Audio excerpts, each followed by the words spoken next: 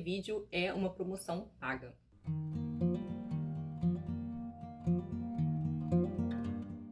O Prêmio Oceanos entrou em contato comigo e me convidou para apresentar alguns dos semifinalistas do Prêmio Oceanos de 2020. E eu fiz alguns posts já no Instagram e hoje eu vou mostrar os 5 livros que eu comentei lá aqui no canal. Eu fiquei muito feliz porque são 5 mulheres brasileiras, apesar de o Prêmio Oceanos ser um prêmio que premia autores de língua portuguesa, né, livros de língua portuguesa de 4 continentes, América, África, Ásia e Europa. Os livros que eu recebi foram todos de mulheres, então assim vão ser boas dicas para quem está acompanhando aqui o projeto do canal do 2020 com as brasileiras. O Prêmio Oceanos é patrocinado pelo Itaú e pelo Ministério da Cultura de Portugal e esse ano teve mais de 1.800 inscrições. Vou começar então a mostrar os livros das escritoras brasileiras que eu tenho aqui comigo. O primeiro deles é o Talvez Eu Tenha Morrido, da Juba Maria.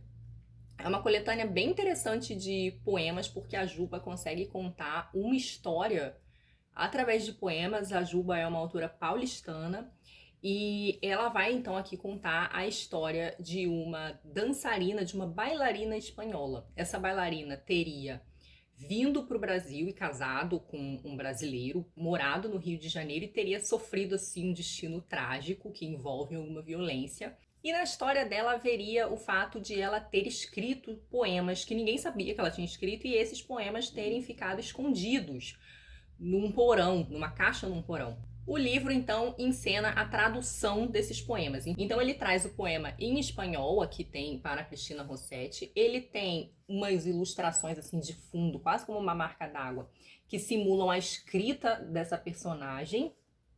E aqui, do outro lado, a tradução do poema. Eu achei a ideia do livro muito interessante. Os poemas, apesar de tratarem de temas difíceis, são muito bonitos, são muito delicados até em alguns momentos. Eu vou ler um deles para vocês.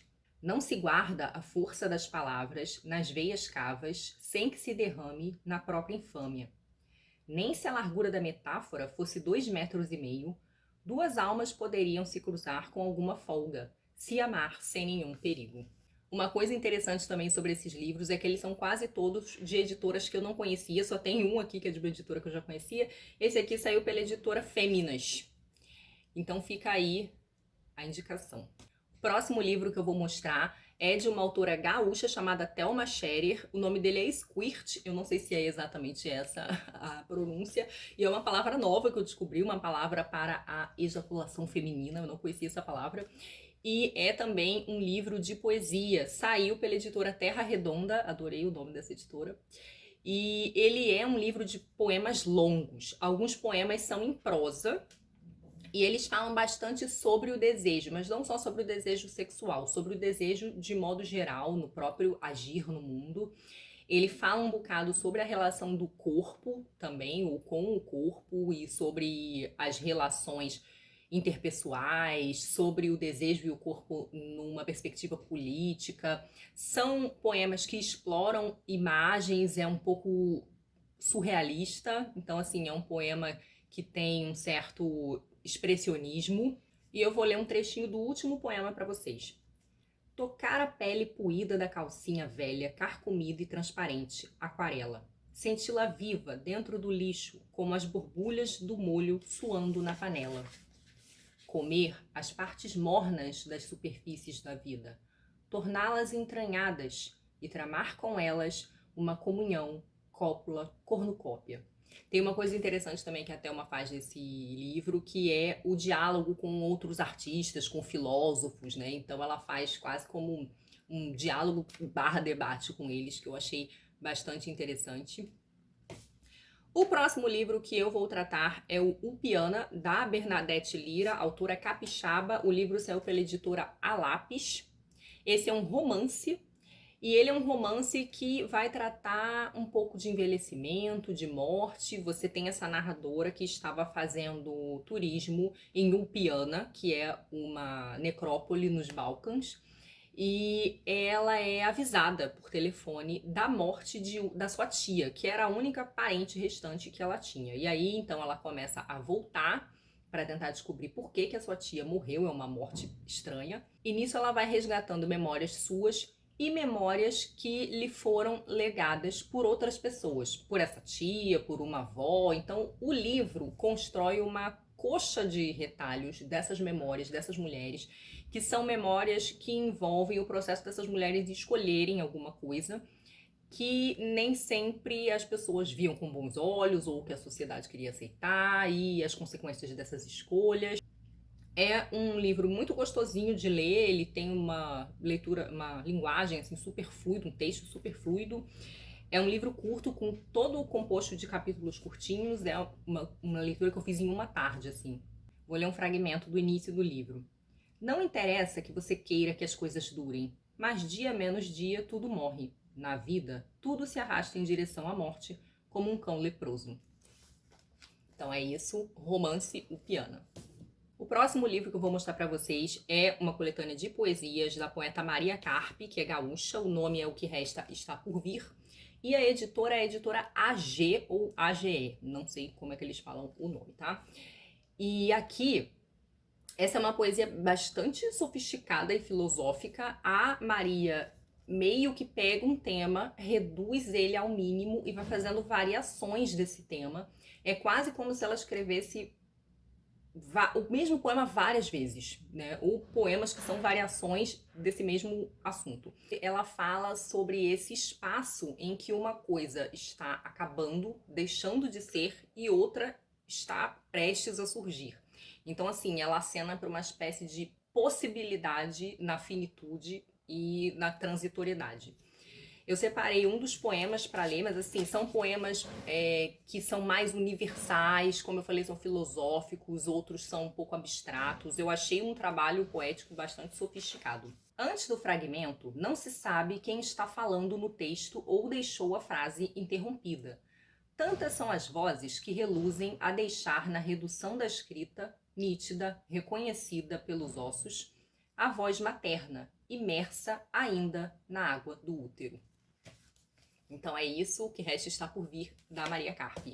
O último livro que eu vou mostrar então é a coletânea de contos Estreitas Amplidões, da autora pernambucana Rejane Gonçalves, que saiu pela Confraria do Vento, a única editora que eu conheci aqui dessa lista. E é uma coletânea de contos fantásticos que trabalham um bocado o insólito. Nos temas, os contos me lembraram um pouco, tá? Porque a Rejane tem sua voz própria. O Borges nos temas, porque são muitos contos que resgatam outros livros, outros personagens, desde a Bíblia até a contemporaneidade. Então vai ter relação com a obra da Clarice, do Manuel Bandeira, com a história do Lázaro, aquele personagem que foi ressuscitado por Jesus, né, no Novo Testamento. E ela vai fazendo um diálogo com essas obras, um diálogo que é muito de reconstrução das obras. Ela vai criando novas versões das histórias, ela vai criando novos episódios para esses personagens de um modo bastante original. E aí, se quanto aos temas ela me lembrou o Borges, quanto ao estilo ela me lembrou o Cortázar. É um tipo muito específico de fantástico, que beira um pouco o nonsense e que cria uma atmosfera, um mundo, um universo muito próprios, muito peculiares. Eu achei muito interessante. Essa coletânea tem 43 contos e são contos demandantes, tá? Dizer que lembra Borges e Cortázar nunca é qualquer coisa. Então, assim, é um tipo de conto que demanda um leitor engajado, um leitor compromissado, porque ele vai ser exigido dele ali. Não é uma leitura rápida, não é uma leitura assim fluida no sentido da rapidez ou que as coisas são compreendidas instantaneamente. O leitor aqui é convidado à investigação, à formação de sentido também junto com o autor, e ela faz uns jogos muito interessantes com o fazer literário, com a criação, fazendo discussões em que o autor troca de lugar com o personagem, o autor entra em disputa com o personagem. A criação literária, em alguns momentos, a criação artística, não somente a literária, ela é comparada um pouco com a criação do próprio Deus, né? Deus é personagem aqui em um dos contos, um conto onde Deus está super empolgado com a criação de uma mulher poema.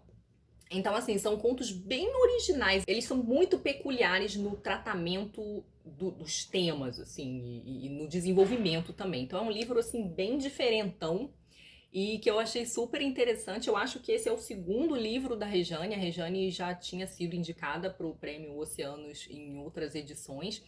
E eu separei um trechinho. Esse não é um livro muito fácil de você destacar passagens, não, tá? Mas eu vou destacar aqui uma passagem de um dos contos em que o autor está em disputa com o seu próprio personagem. O nome do conto é Figurante. Eu achei que estava no comando até o dia em que me percebi capturada no início de uma história, presa num espaço exíguo, poucas linhas, todas retas, nenhuma possibilidade de curvas, de tropeções em uma pedra qualquer, parágrafos previamente estabelecidos, hora certa de acabar, justificativa frágil para o corte do argumento, a mesquinhez do ponto, ponto final.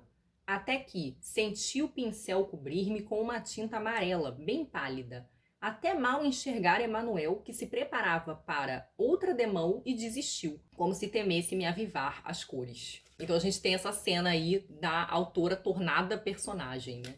Então, assim, foi um livro bastante interessante. Foram 5 leituras muito interessantes que eu adorei conhecer. Me digam aí se vocês já tinham ouvido falar dessas autoras, dessas editoras, e o que vocês acharam. Fica aí a indicação dessas 5 semifinalistas do Prêmio Oceanos 2020, 5 autoras brasileiras. Muito obrigada a todo mundo pela companhia, muito obrigada Prêmio Oceanos pelo convite. Eu gostei muito de fazer essas leituras e divulgar com o pessoal. E sigam as redes do Prêmio Oceanos, o site e o Instagram, que eu vou deixar aqui na descrição do vídeo, para saber mais informações, para descobrir quem vão ser os finalistas, que vai ser divulgado em breve, e acompanhar. O Prêmio Oceanos premia 3 autores, tá? Então a gente vai ver, vai descobrir aí em breve quem serão os 3 ganhadores da edição desse ano. É isso, beijinhos e até a próxima. Tchau!